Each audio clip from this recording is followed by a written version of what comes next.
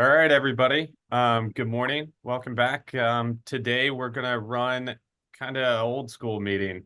Uncle Tim wanted to do a positivity session and kind of go around and talk with other people and talk about our wins that we're currently having and we can learn from each other. Uncle Tim, you want to lead us through that? Yeah, there's a couple things that I'd like to do with that this morning, and a couple questions that we want to have. But I first want to start out with Sherry Anderson. Sherry, yesterday I had sent out a video about being awesome, and Sherry responded to me.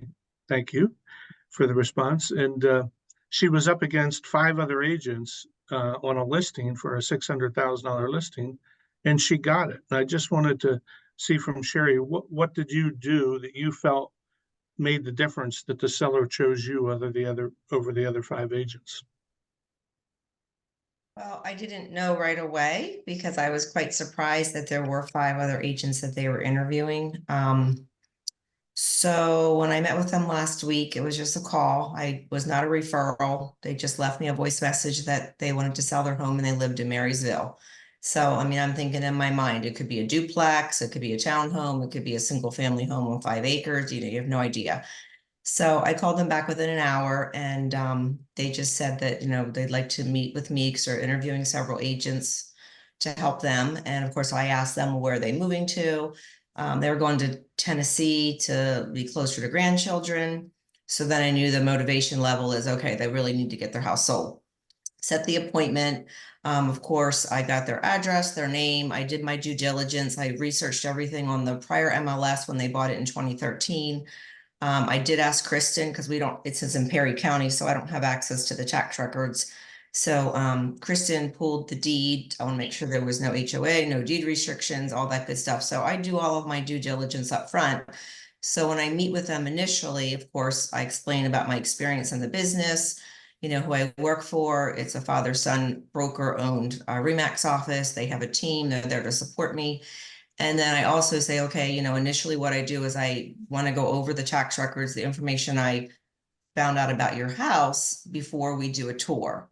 So they know a little bit about me, my background, my experience, how many sales I've had on average over the past 5 years. Then we do a tour of their home. I ask questions, write down notes, type of flooring updates, things like that. And then when we regroup and sit back at the table, I ask if they have any questions specifically.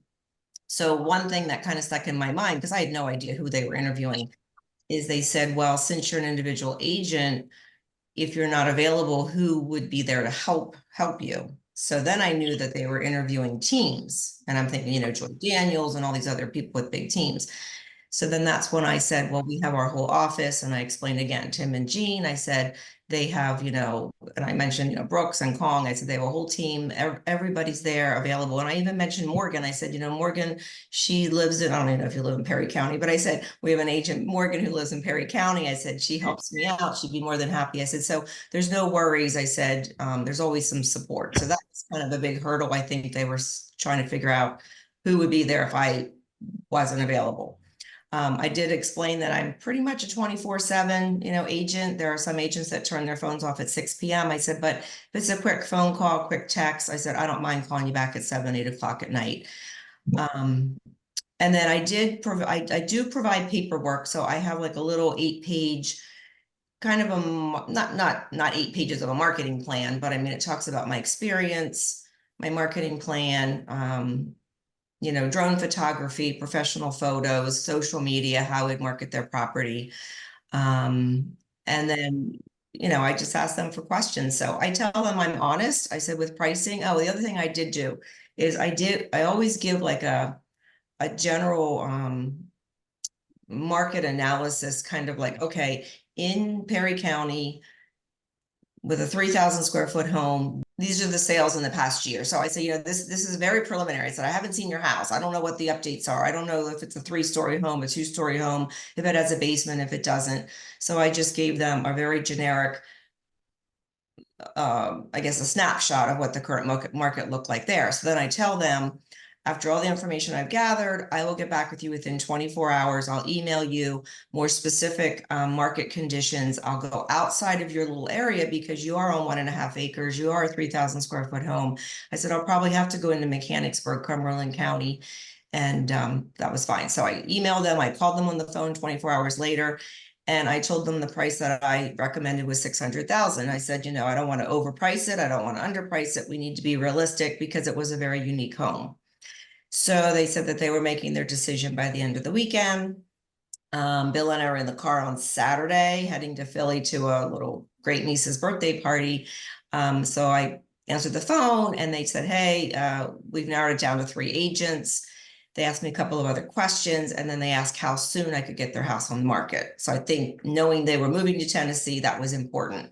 I said, I'll try to call the photography company today. We'll get photos scheduled for Monday. I said, we can get it on as coming soon Tuesday and active for showings whenever you want. They're doing a funeral tomorrow, so they said Thursday for showings. I said, perfect. So I think with me being able to react as quickly as possible with them wanting to get on the market, that was a big plus too. Yeah. I think that's great, Sherry. I mean, obviously you were highly organized, which is very important. You were able to answer all their questions. You did the follow-up. You showed how proactive you could be as getting this property on the market, and it sets you apart from the other agents. Did they specifically say why they chose you versus the other agents? So when I was there yesterday, after I knew that oops, I'm gonna turn this other screen off. When I was there yesterday, I met the photographer there. So I said to him, I said, hey, I said, so can you tell me, like, why did you choose me? What set me apart? And I said, how did you find me? Because I'm thinking it was Google My Business, Facebook, Instagram. And they said, no, it wasn't any of that. I said, oh. They said, we did on Google, we typed in central Pennsylvania, the top real estate agents. And they actually told me, they said it was probably a pretty old article. It was from 2020 or 2022, but Penn Live did an article of the top agents in central Pennsylvania, and it was based on transactions and sales, and my name was on that list. So they said 5 different companies, Coldwell Banker, Joy Daniels, Remax. They said we only interviewed one agent, 5 different companies. So that was bizarre. I've never heard that found that article from 4 years ago. And then they did say that they liked that I presented them and gave them material at the initial meeting, and I was prepared and detailed. They said, believe it or not, we have some agents that gave us no information. There was like nothing they provided. And I could tell he was a type A person. So he was detailed. He had his notepad. He was jotting down notes. So, he wanted to be able to read that and look at it after I left. And then also with pricing, they told me yesterday when I asked them, they said, we had suggestions of all the way from 575 to 775. And they said, in knowing our house, the area, they think that 600 was a really good, realistic price to get as many people in there as soon as possible. Good. Congratulations on that. So the other thing I wanted to follow up with today is I sent out an email this morning about what one thing, if you implemented it, would make the biggest difference in your business. Is there anything you can think of off of the top of your head that if you implemented something different, it would make a difference in your business?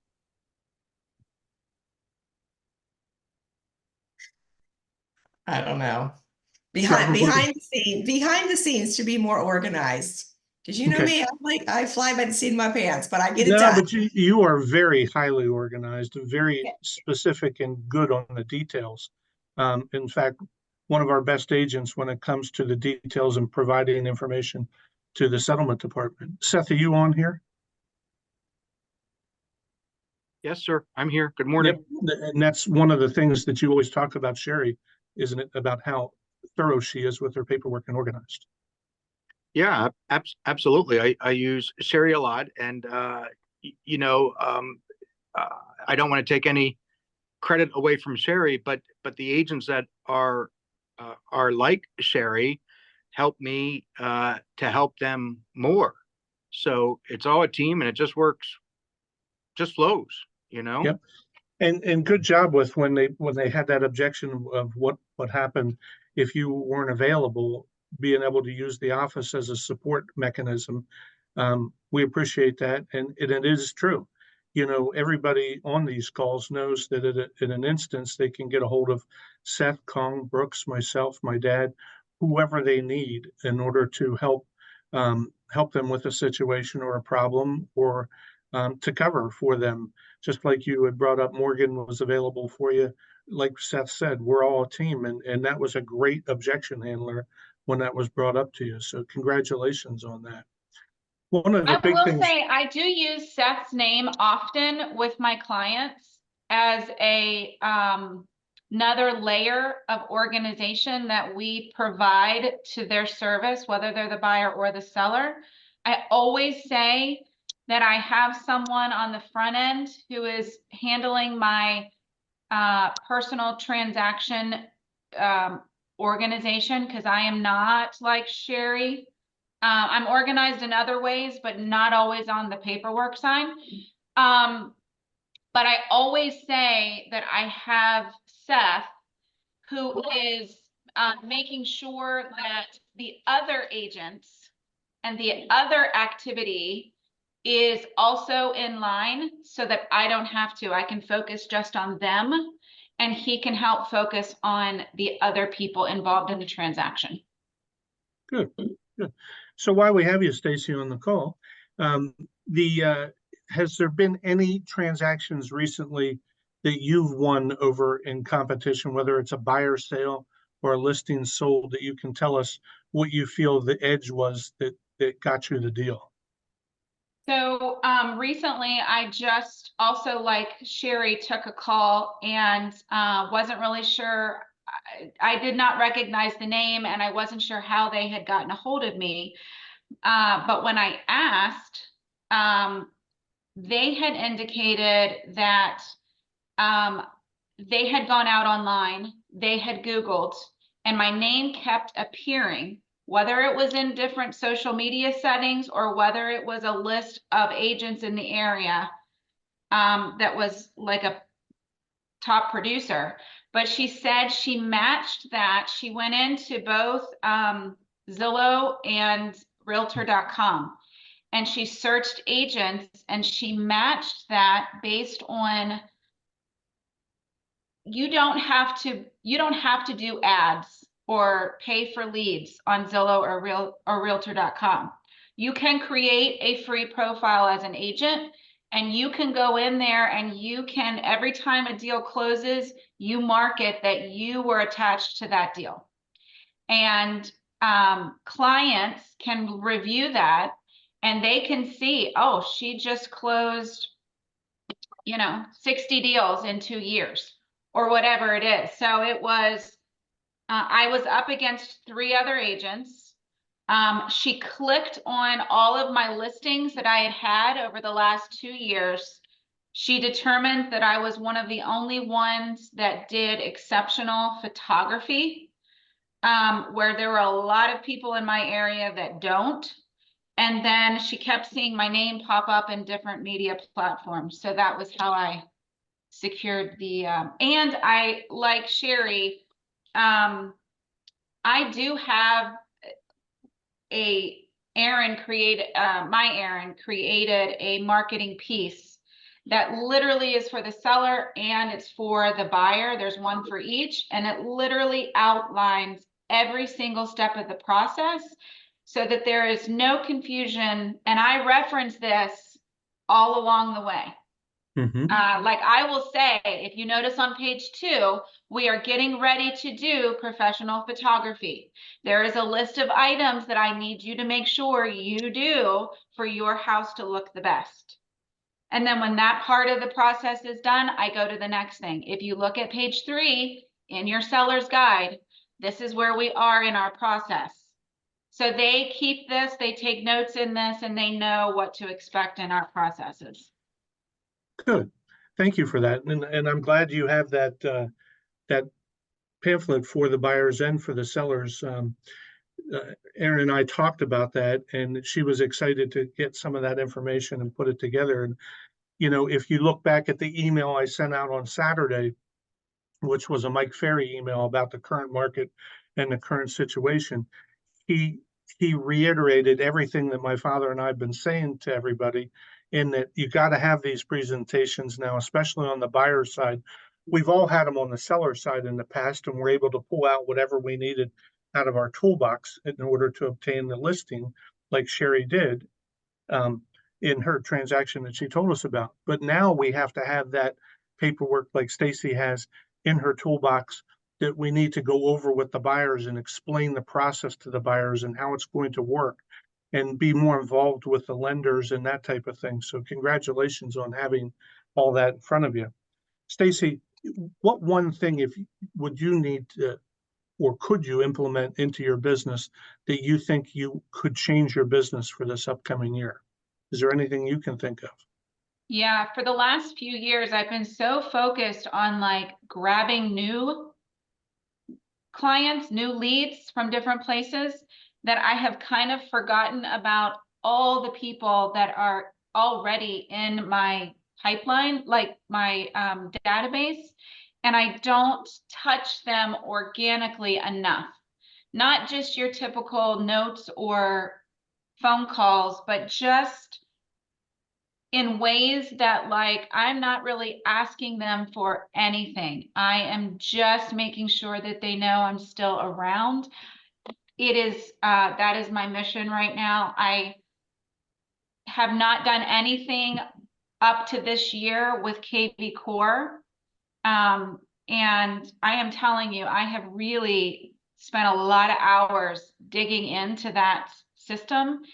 And we are utilizing that. We are, and we can actually see things that I'm just shocked about people that we know and what they're searching and what they're doing. And I get notified right away, and the system automatically sends something to them like I did it and I didn't do a thing at all.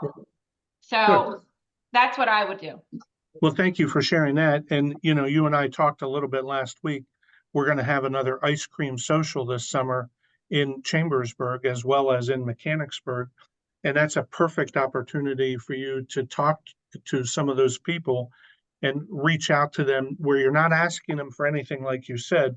You're just simply inviting them to an ice cream social to share some ice cream and share some stories with you. And I think that's something that everybody on this call ought to think about, is reaching out. I think Aaron and Kathy can send out the dates of when the Mechanicsburg ice cream social will be and when the Chambersburg one will be.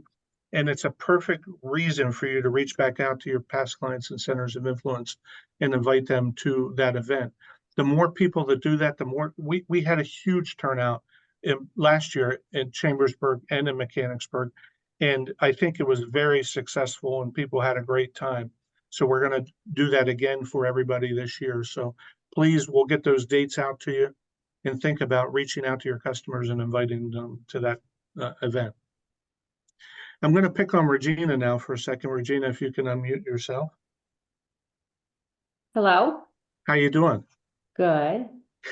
So Regina was involved in a situation this past week, and I just want to congratulate her on the way she handled it. And maybe you could explain where Regina had this listing, and she also had the buyer. She was a dual agent in this situation, which is a very stressful position to be in, trying to represent both parties honestly and ethically. So the home inspection was done by the buyers. It was literally one of the worst home inspections that I've seen in a while. And, you know, quite honestly, in this situation, the seller was only willing to contribute $2,000 as a result of this home inspection. The buyers were going to walk away, and the deal was going to fall apart. But Regina, if you could explain what you did and how you did it and how you had a heart-to-heart talk with the seller and where it ended up. If you could just fill in everybody and let them know how you handled a difficult situation where you could have lost the whole thing. Yeah, the lady who I had the listing for, I actually sold her the house probably 15 years ago, and she had called me to list it, and it's been on the market almost a year. And this was literally the first offer that we have gotten on this house. So, and So they agreed on 131,000 for the property, and then the buyers, who are first-time buyers, they wanted a home inspection, which was good, and it was horrible. And then I talked to the sellers and said, you know, they're not gonna purchase it at this price. And at this point, they already had a 3% seller's assist, so there was no more room for that. So they said, well, we'll go down $2,000 on the purchase price. And I'm like, I don't think that's going to do it, but I will definitely go back to them. So I went back to them. They said, no. Well, they said they had to think about it. They didn't come back with any type of counter. They just said, we feel at this point, it's best for us to back away from this house. So I did write up the termination and release, but I called them and I called the sellers and said, you guys, they had room to move on it. And I just basically said to them, you guys, they weren't mowing their lawn. They don't live here. They rented the house for years. It was in terrible condition. You know, their taxes were coming due. I just basically said to them, let me do a worst case scenario seller's cost sheet for you. And let's go to there. Let's start from there where they could walk away with basically zero. I wasn't asking them to do that, but I wanted to show them the worst case scenario. And then they came back to me and said, you know, we agree, and go back to them at 110, was it? And they were still walking away with a little bit of money, not what they wanted. And then the couple said, yeah, we agreed to that, and we moved forward. So it was good for both. But you did a lot of hand holding with that seller. You got their payoff information. You showed them the worst case scenario with the situation. They had even made comments about, should they just give it back to the bank? And you said, you don't want to ruin your credit. You don't want to do those type of things, you know. And you were honest with them in the fact that it wasn't worth ruining your credit and handing this house back when you had room to make a significant reduction enough that the buyers would take it. And miraculously, even with that reduction, the buyers changed their mind and took it, and you put the deal together, correct? Yep. So, you know, congratulations on that, because that was a difficult one, especially when you're working with both sides, and you handled it perfectly with the way you did it, and everybody is happy at this point in time, and the deal is going to hopefully go to settlement. So I just wanted to thank you on that. Thank you. Yep. Let's see, who else is on the call that maybe, Brent, are you on the call? Yep, there you are. Have you had any recent situations where you've been involved in any sort of competition on the rental side and you were able to secure the listing, and tell us about it? Yes, we actually just had one last week, actually two different occasions. One last week, somebody searched on the internet for Mechanicsburg Property Management and have the appointment set up for actually tomorrow. And pretty much what he's already told me via just via phone, that the information that we have provided is definitely very, very good, and it's in Carlisle. And then another one, actually, Alyssa has been doing calling for homeowners that are listing their own properties on Zillow, and we have had excellent success with that as well. So on those occasions, yeah, we're doing very good, whether it's competing or actually just competing against the homeowner themselves. Okay, good. And Brent, one of the things that I'm asking everybody is, what's one thing that you could implement that you think would change your business? And I think I'm going to speak for you and then you can speak, but one of the things that you've resisted for a long time that I think Tom Ferry brought up in a post recently was social media. And you've resisted that strongly, okay? But luckily, you were smart enough to bring Alyssa in, and Alyssa has been making some great posts with regards to our property management on both Instagram and Facebook. And I thank you for that, Alyssa. But is there anything else besides social media that you think would be good to implement to help the property management side of the business? I mean, that has definitely done a lot for us, just the exposure, getting us out there even more in front of people. It's amazing. It's mind blowing to me that just one post gets touched or seen by so many different people. So that is definitely something. And she just went to a seminar last week, I believe, with Morgan and Aaron to improve that even more, or to get more information on how to do that. So that has definitely helped. Okay.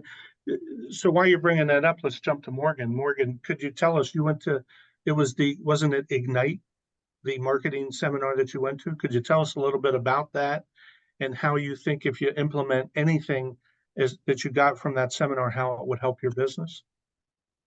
So Ignite was a meeting for marketing at Evergreen, put on by Conhaas Marketing, and she brought in a couple of different speakers, which I really enjoyed because Sarah that owns Conhaas is a good friend of mine. She's done my logo, she does a ton of my marketing materials, print marketing, she does a lot of stuff, and anything I give to my clients as gifts, it's branded. But she's always been really resistant to Canva, and she brought somebody in with Canva, which obviously you can use it as a free service, or you can pay. I highly recommend as an agent that you pay for Canva and get the pro, but you can create your own brand colors that are saved. So anytime you're doing an ad or creating anything to make it look like a flyer for a house or social media, or you can actually take the same post and change it over to all the different sizing. So if you're doing it as a story or a post, Instagram versus Facebook, all the above, they showed a lot of ways that AI is being incorporated in that, and how you can kind of click some things that makes your life a lot easier to go very cohesive across the board, and use your brand colors and your brand fonts and your logos and your pictures, have all that saved in there. And that has really been something that I've always used. She actually brought up some questions too on how to send that to your printer. So if you want to create your own postcard, like what you need to do, which ways to download it, and you want to have it printed from the printer, that's easier. It saves you the money on designing if you can do that.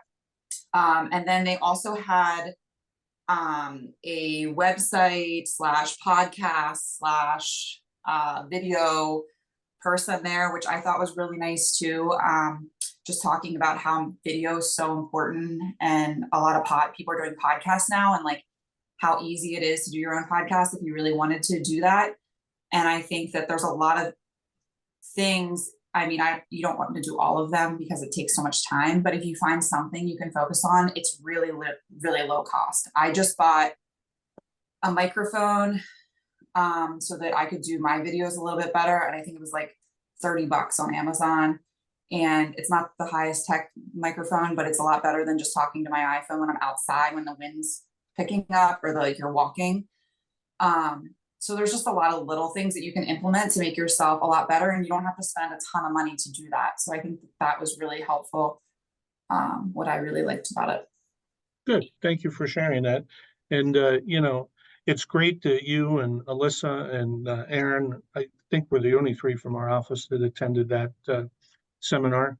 Poppy and I have attended seminars for 40 years, and we always walked away with a few nuggets from each seminar that you take and you try to implement into your business, like today's email, to help it get better. And thank you for bringing that stuff up. One of the things you just brought up in there was about videos and pictures and those type of things. Bill Anderson, if you can unmute yourself a second. You and I've laughed about this before that I remembered this, but you and Sherry attended a seminar. Morgan might have been with you too, I'm not sure, in Florida years ago.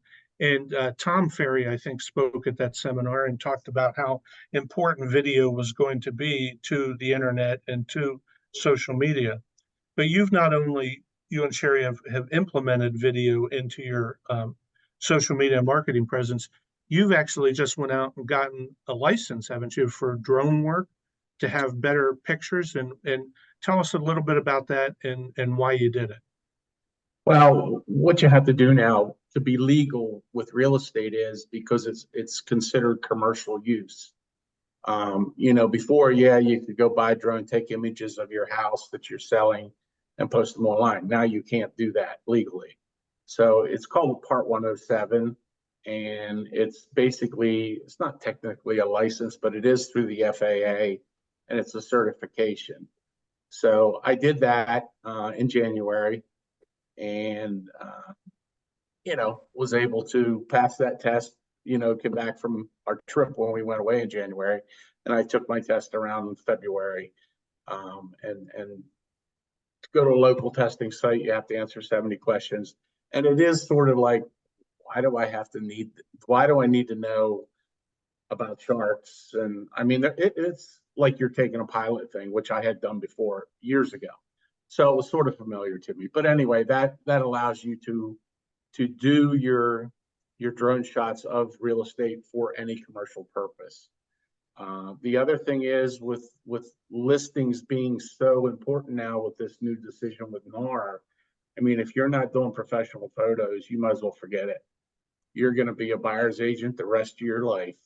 And because they're looking at photos, and that is, that's your first showing, as we've said that for 20 years. That's your first showing. So you have to be doing those professional photos in order to have a shot at getting listings. Yep. Good. Thank you. And congratulations for passing that test. Keith LaPrairie, can you unmute yourself? Are you there, Keith? Good morning. How are you doing? Awesome. It's a beautiful day. Yeah. Played golf yesterday. Well, good. That's maybe one thing that you've implemented into your business in order to socialize and get some more business. So congratulations for playing golf. Yeah. Keith, you have implemented several things in the last couple of years into your business to help your business grow. Would you mind just sharing a couple of them? Well, I think, the biggest thing that we've been working on is efficiency and providing things to people that hit both the people that, are analytical and those that are party people. We have our marketing plan mapped out for the entire year. So our social media, our mailers, they all follow the same theme. And it's, some of it's real estate related and some of it isn't. And yeah, I mean, we send out, I don't know, I probably mail more than anybody in the office. I don't know. I think we spent $9,000 on postage last year. So everybody's getting at least 2 to 3 things a month, and they're all different. We mail out an activity card of things that are happening in the community, like the auto show, home show, or someone's having a free movie night or something along those lines. And then, there's a newsletter that goes out anyway, there's just a bunch of stuff. And I think, I get people all the time that comment, like, we have our sphere split up into 4 groups and then split up into quarters. So each month, one of our groups gets a present in the mail. And I think the last one was seeds and gardening gloves and maybe some other things. And I get people all the time, hey, thanks, I was out digging in my garden with my gardening gloves that you sent me. So yeah, we're really working on keeping in contact with people, and now that we are a little more organized, we can start following up with online leads, which we've been ignoring. And these last 2 weeks, I've been showing my listings nonstop, and wrote 3 offers this weekend. Well, I'm still working on one for 3 of my listings for buyers. So I'll get both commissions. Yeah. Keith, you had made a statement there about ignoring a few leads, but what Keith isn't really telling you is he's implemented some systems that he's mastered, that these leads come into the KV Core system. They're automatically handled for a period of time with text messages and emails and things like that. And as the lead becomes hotter, Keith starts to follow up on them. So I just wanted to congratulate you, Keith, for implementing that system even before Remax got KV Core system. You have seriously mastered a whole system that pretty much nobody else in this office uses. But you've done it, And done a great and job I'm with. happy, and I'm happy to share with anybody. So anything that I learned or know, I'm more than happy to help anybody out. And if anybody wants help with mailings, Nancy's a graphic designer. She can custom make stuff for you. She can, Nancy's my assistant for those that don't know, and my mother-in-law. So, it's, you need help with KV Core, I'll be happy to help you. If you need help getting some contacts, if you want to see, she has an entire book of everything we've sent out for 4 or 5 years, probably. So, there's tons of examples. If you just want to copy them and make them on your own, we can do that too. Yep, sounds good. Thank you for sharing that, Keith. No Dad, problem. is there anything you'd like to follow up on, Dad, as far as we wanted this call to be more positive? We wanted it to be sharing ideas of what people are doing, what things they're going to implement, what systems. Anything you'd like to add to it, Dad? Yeah, the most important thread everybody is saying here is a system. The system can be what Keith just talked about. It's many of the things that we talked over today, but until you install a system that works, there are systems that don't work, and there are systems that do work. When you create the one that works and you're having leads and you're having showings and you're going on appointments, you've got a viable system. We had a viable system way back when. That system has changed, and I see and hear the creativity of all the folks in this room. I sitting here just listening to this call today and saying to myself, when everybody says Remax is too expensive for me to be there, you may be right.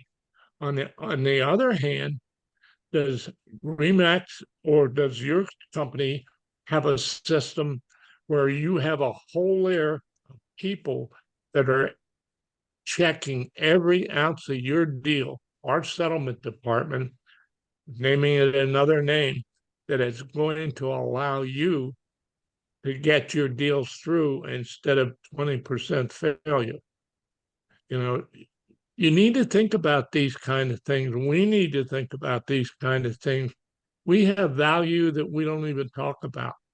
And every one of our agents is giving us value in these talks today. To me, this was an exciting system today. Good. Thanks, Dad.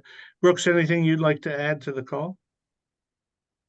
I was thinking the same thing as Poppy, and that the most important thing to add to your business, in my opinion, is some type of system. Everyone's got their own, everyone can customize it any way they want, but these systems, whether it's on the buying side, the listing side, they provide you framework, a track to run on, and a means of not forgetting, steps in the process. And it's the best way to service your client and provide a duplicatable, reputable, professional experience that ultimately, if you give a good experience to a client, you're going to get more business in return. So pick a system, customize it, and implement it.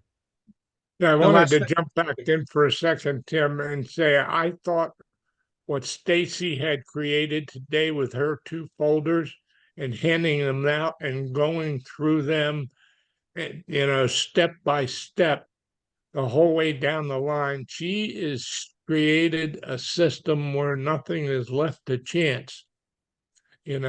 She's created a system where the seller can expect tremendous service by all of the points being covered. Good. Thank you, Dan. The last thing I just want to say and close it is thank you for everybody for sharing your ideas today. One of the agents had emailed me this morning of one thing that she would like to implement, and this is a top producing agent that works very hard, is implementing more family time too. So, you know, we can all work ourselves to death, but you have to put in your systems and in your schedule a time to spend quality time with your family also. So thank you again for everybody participating this week. It was a great call, and we'll talk to you soon.